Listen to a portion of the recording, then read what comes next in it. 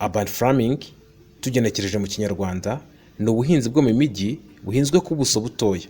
Mu gihugu cyacu cy'u Rwanda ntabwo ubwo buhinzi buritabirwa cyane.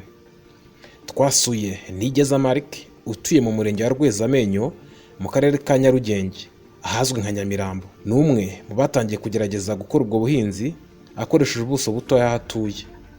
Aratubwira uko abikora. Nitwa Nigeza Mark, abandi managing director wa kompanyi yitwa General Innovation Limited. General Innovation Limited ikaba ari company yongerera agaciro ibikomoka ku buhinzi hano mu Rwanda.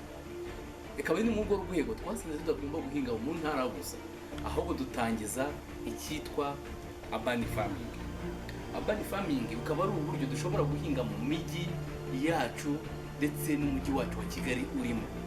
Aha duherereye akaba ari mu murenge wa Rwezamenyo, umurenge uzwiho ubucucike cyane, utuwemo n'abantu benshi cyane, cyangwa se muri Nyamirambo nk'uko abantu babimenyereye, muri Kabuguru ya mbere mu karere ka Nyarugenge. Mu karere ka Nyarugenge dushobora guhinga ntihagire n'umugira ikibazo cy'imibereho mibi.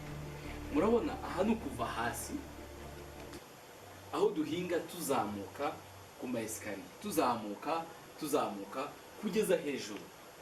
Nta butaka na bumwe bugomba gupfa ubusa, kuko igihugu cyacu ni gitoya kandi gifite abaturage benshi. Icyo dufite gitoya tugomba kukibyaza umusaruro. Murabona ko ngaha haherereyemo imboga rwatsi, hano haherereyemo amashu, haherereyemo inyanya, ku buryo ushobora kuba ufite umurima mutoya kandi ukawubyaza umusaruro hakavamo ibintu byinshi cyane. Bikaba ari mu rwego rwo kuzamura no gushyigikira politike ya leta yo kurwanya imirire mibi cyane cyane mu bana. Ngira ngo kuko twamye tuganira mwabonye ahantu hatandukanye harimo amakokombure kandi byose byera muri uyu mujyi turimo, cyane cyane nk'ahandi Nyamirambo hari ubucucike. Ubu ni ubundi buryo bwihariye General Innovation ikoresha mu guhinga, aho tugaragaza amapine, ivarisi isanzwe. Ibi byakaba ari ibintu bijugunywa bigatera umwanda mu mujyi wacu dutuyemo, ariko ni igisubizo kuko bishobora kujyamo itaka bishobora guhingwamo.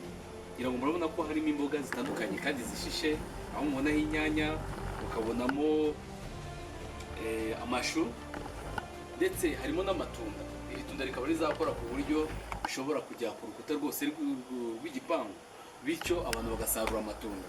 Bivuze ngo rero mu buso butoya dufite dushobora kubyaza umusaruro kandi tukarushaho kurwanya imirire mibi. Ipolitike ya leta yo kurwanya imirire mibi kandi na porogaramu ya FAO ya zero hunger. Ibyo rero byose bishobora gukorerwa ku buso buto ku buryo buri wese ashobora guhinga. Ntabwo ibi bireba umuntu ufite aho atuye gusa, ahubwo bireba na buri wese aho waba uri hose. Niyo waba ukodesha, ushobora gufata ubutaka bwawe mu gihe wifuza kwimuka ukabwimukana. Ni uguterura ibi ngibi nk'uko wimukana ibintu byawe mu rugo nabyo ukabitwara. Ngira ngo murabona ko ahangaha turi ni ahantu hari green, ni ahantu hasa neza cyane. Niyo uhari uba wumva ari ubuzima. Murakoze cyane. Nk'uko tumaze kubibona, urban farming iramutse yitaweho uko bikwiye ishobora kubyara umusaruro munini kandi ufitiye inyungu abaturarwanda, cyane cyane abatuye mu mijyi. Ngende Jean Bernard Mukundene.